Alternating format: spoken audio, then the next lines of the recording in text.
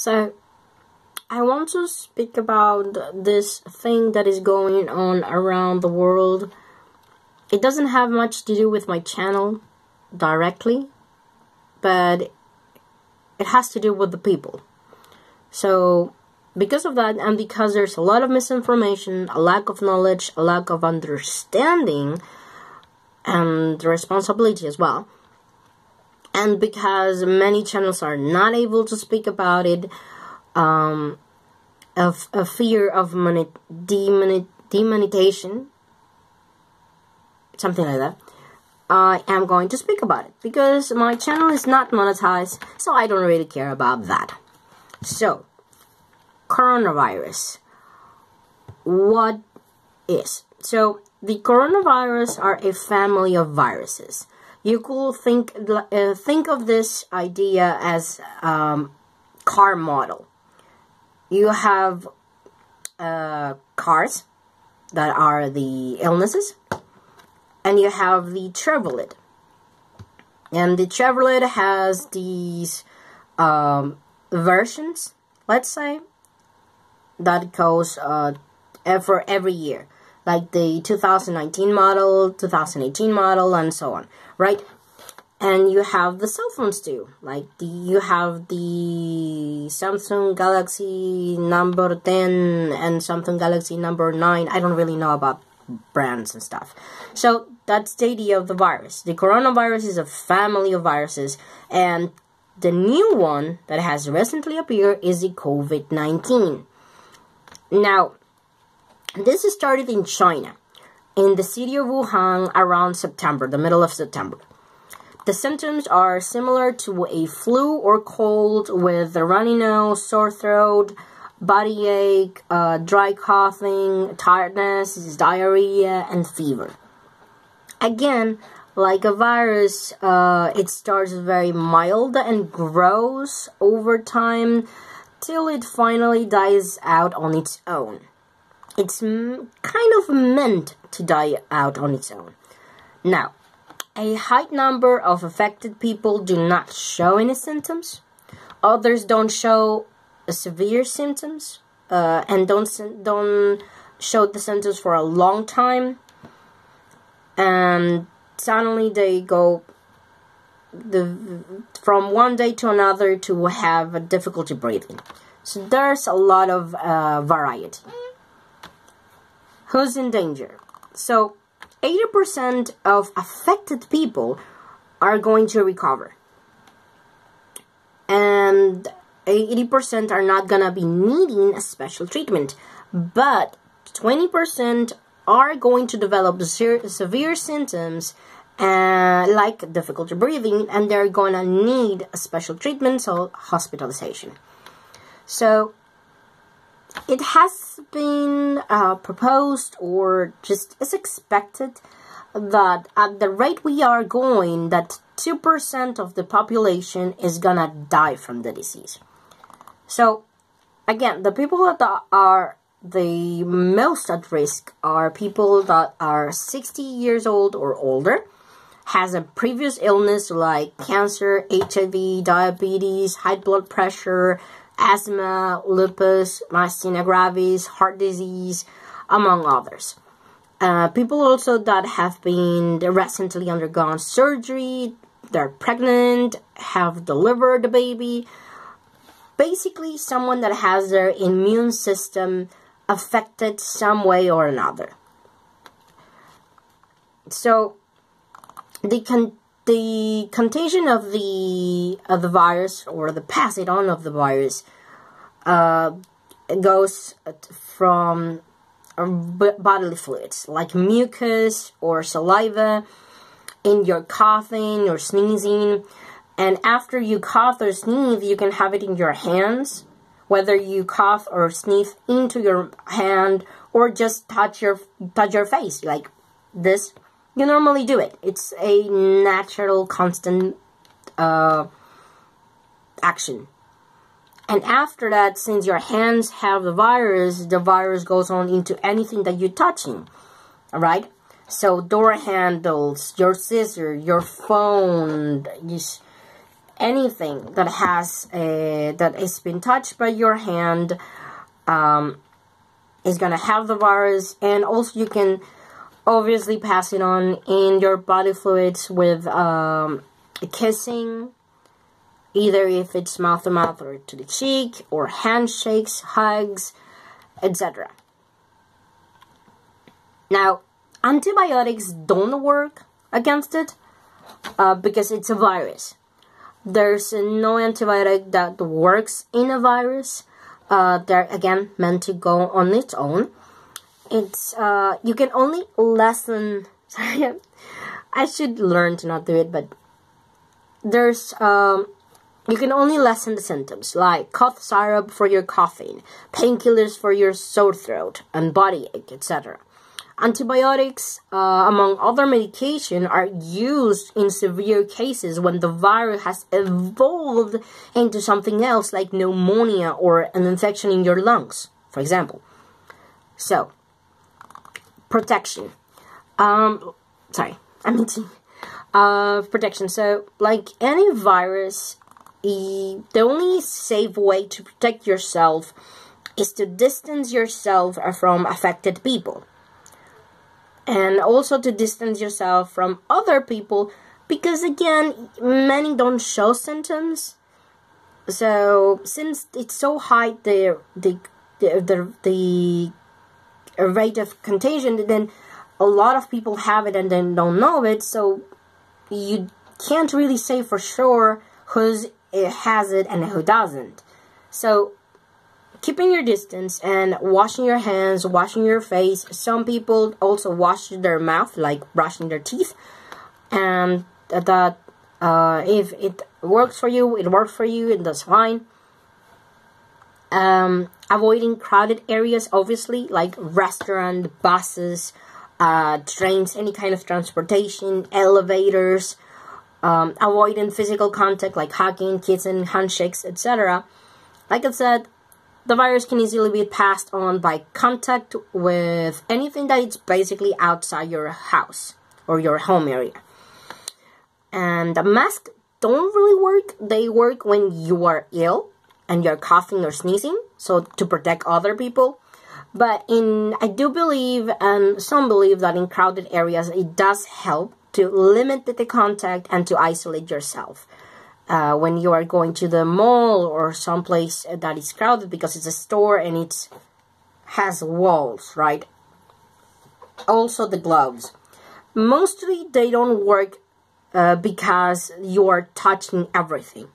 You're touching your mask, and then you're touching your face, you're touching stuff, and even if you're using gloves, the gloves only work for a couple minutes, because after that you are touching everything, and with your gloves that have the virus, you're touching your face, you're touching other stuff, and spreading the virus. Either way, you are spreading the virus. So, move on. Why did it become like this? So, first of all, the virus is very contagious. So for every one person that gets infected, 3 gets infected. So if you say 3, you can maybe say that that's a very minimal amount. It doesn't sound that great, but let's do the math. Let's say 1 people gets pass it to 3 people. These 3 people, each one are gonna pass it to 3. So that means 9. And these 9 each are gonna get 3, so that means 27, and then it's 81, and then it's 243, and then it's 729, and then it goes to 2187, and so on. So in less than a week, you're doubling the numbers. Another thing that didn't help is the fact that it started in a port city. So that means crowded areas product that it's being touched by a lot of people and then touched again by a lot of people. And there's money being exchanged all the time, and there's people going into restaurants and elevators and stores and into car and buses and boats and trains and going into your homes and bringing the disease to their homes and from their homes out to other people. And because it was in December. You have also Christmas, New Year's, and the Chinese New Year. And that meant a lot of gathering and celebration and tourism, and created the perfect cluster for the infection to spread along. Especially when the tourists and the people just went back to their cities, went back to their countries, went back to their continents. I mean, the first that showed ill in countries like Italy and Spain were people that had been outside, especially in China. Sorry, I'm petting my cat. She is very demanding. So, since people didn't have symptoms, or didn't have symptoms at the beginning, a lot of the population just went on with their life and spread it without knowing. And even though some people did show some symptoms, they didn't know what it was. They just thought it was a flu or a cold, and if they either just went on with their lives to power through the cold or the flu, or just stayed home in their beds, but because they didn't know how contagious it is, their families got the illness and spread it when they went back to school, to university, work, stores, supermarkets, family gatherings, etc. It was only when the severe cases started increasing that people noticed that something was going on. So, why should I care? Why should we care? So, most of us are not gonna die. We might have a mild cold-like illness. Some of us will struggle. But our chances of surviving are very, very high. Again, it's only 2% of the population that it's gonna have it really bad and die.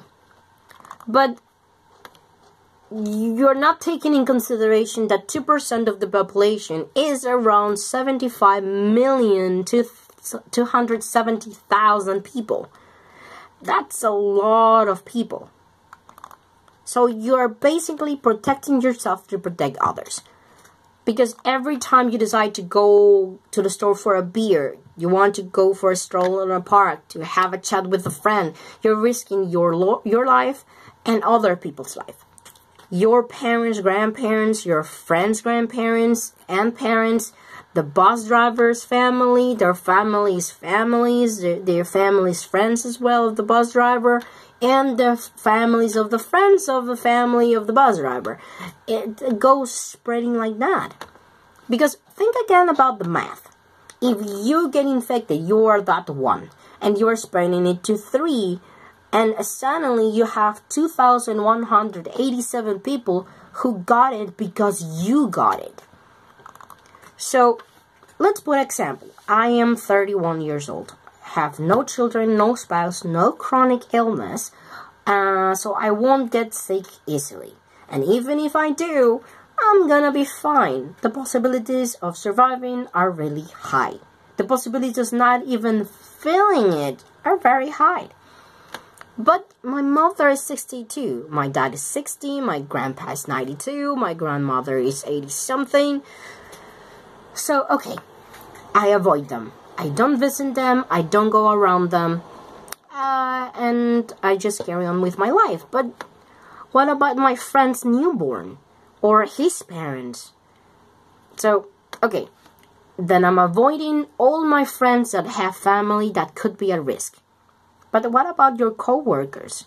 Your coworkers also have family that could be at risk. Or their friends could have families, and their families could friends and families, and so on and so forth. So, okay, I avoid coworkers as well. So, I'm going out for my beer, or my coffee, or my stroll, or whatever. I go out and start touching the buttons of the buttons of the elevator. Oh my god, the cat.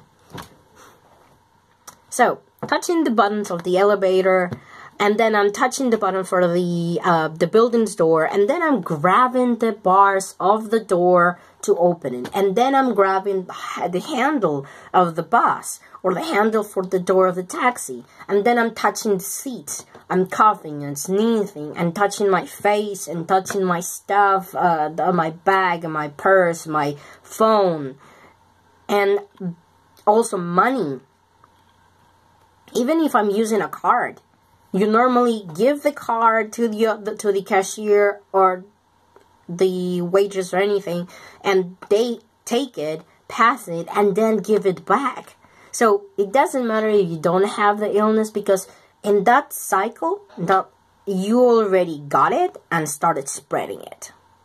As easy as that.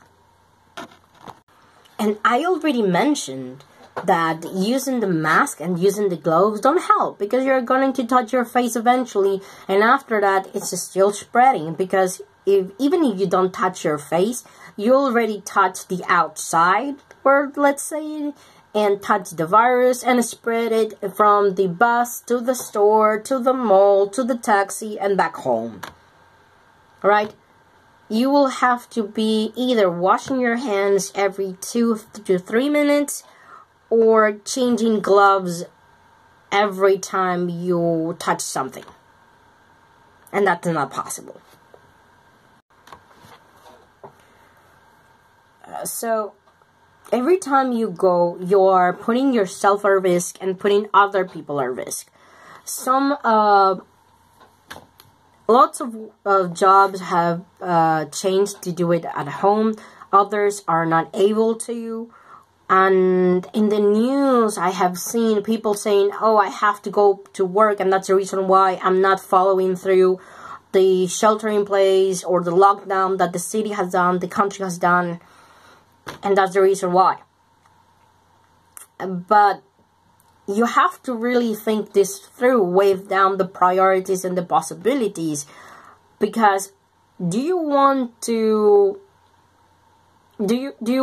be not worried about paying rent but without your family, and be the reason why 2,187 people got ill? And remember that from that amount of people, some are gonna die, right? Or do you rather just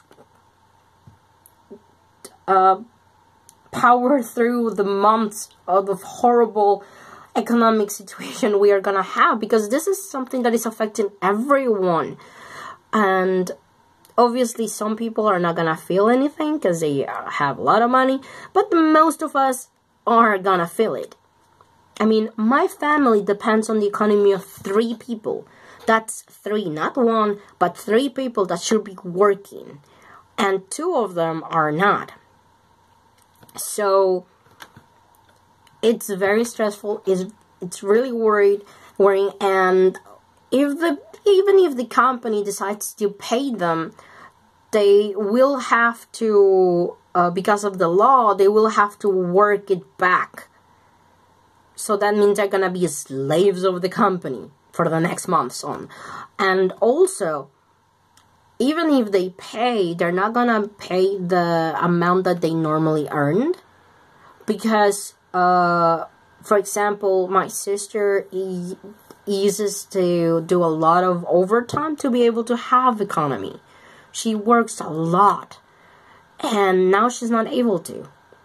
Even I that do work I am working from home, my work has diminished a lot, and I'm working my ass off to barely scrap it. So we have accepted that it's gonna be hard and it's gonna be difficult, but we are doing so because we are focusing on having my mom okay, so that we can be able to keep my mother, my father, my grandfather, my grandmother, and everyone that we care for safe and healthy, and that we are not the reason why a lot of people die.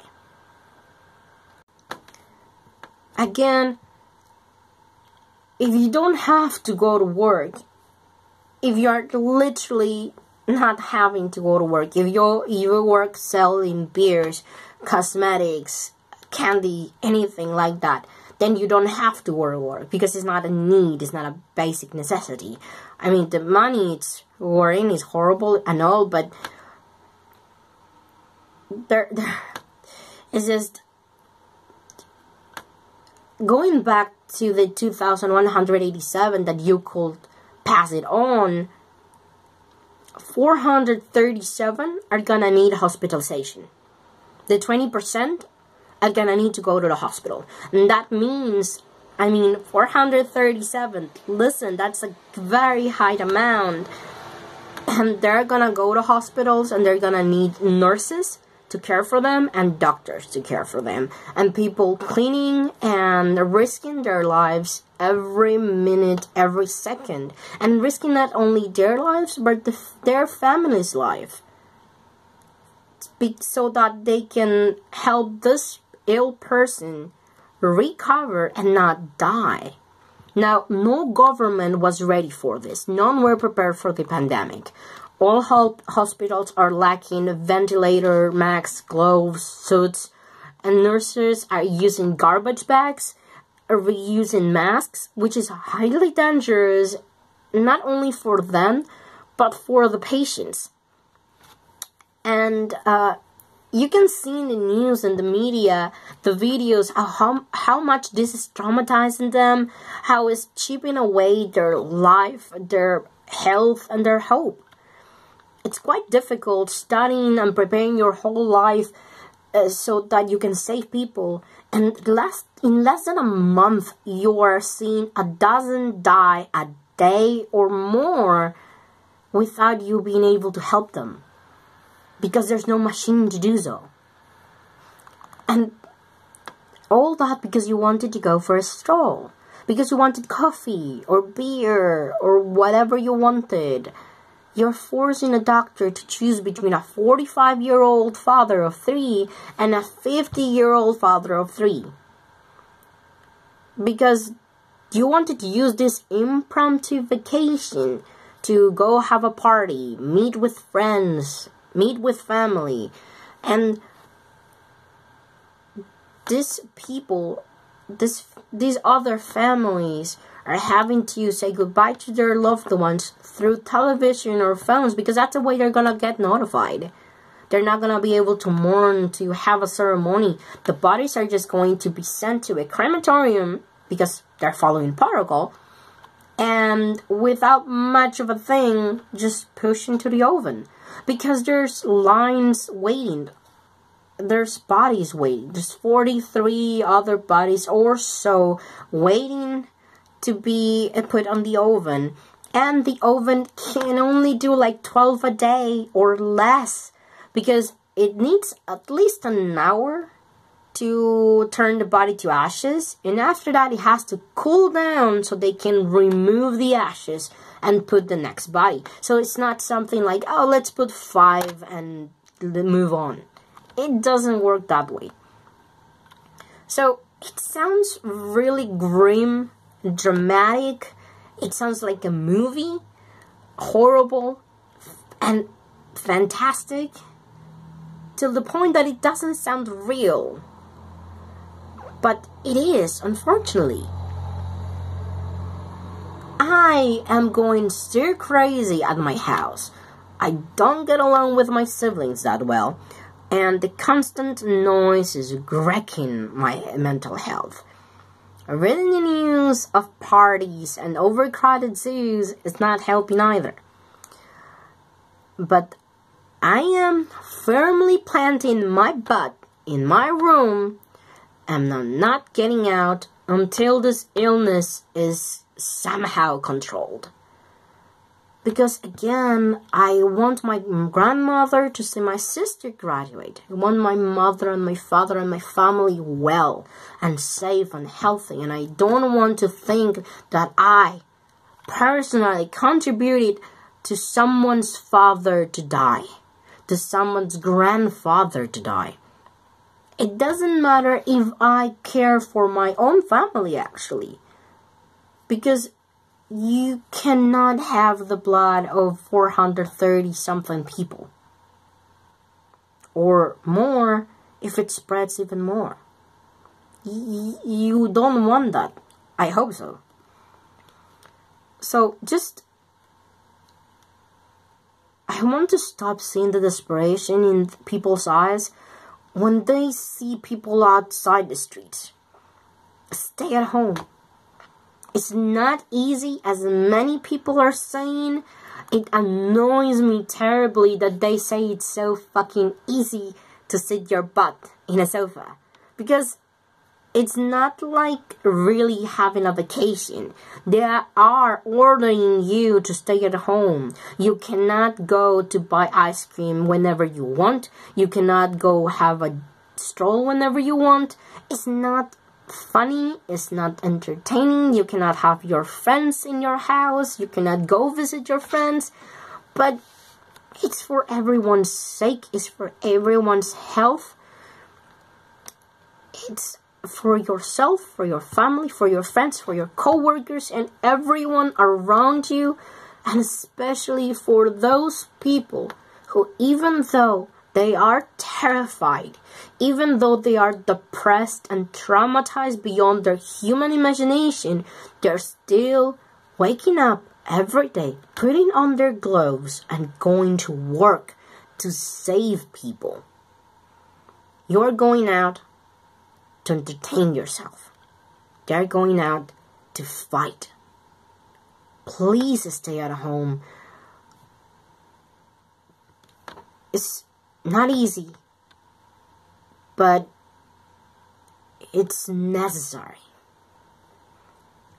I hope this video works for someone. I think I just want people to understand and to help.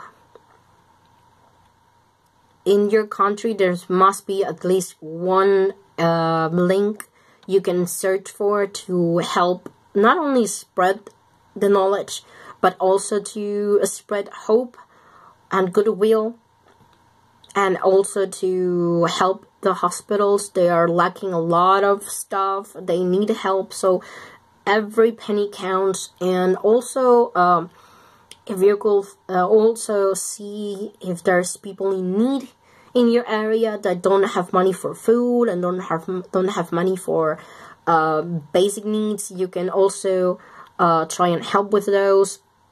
This moment, this kind of situations are what makes you show what you truly have inside, what you are made of. The same way some people are showing that they only care about money and their companies getting bigger and having more money, you can show that you care and that you want for people to be safe. So that's it. Sorry for it being so long. I have tried to make it less long, not so longer, but there's a lot of things to talk about this, and I don't want to make a lot of videos. There's a lot in my head. There's a heavy feeling in my heart, and it's very scary. It's very difficult. It's very painful.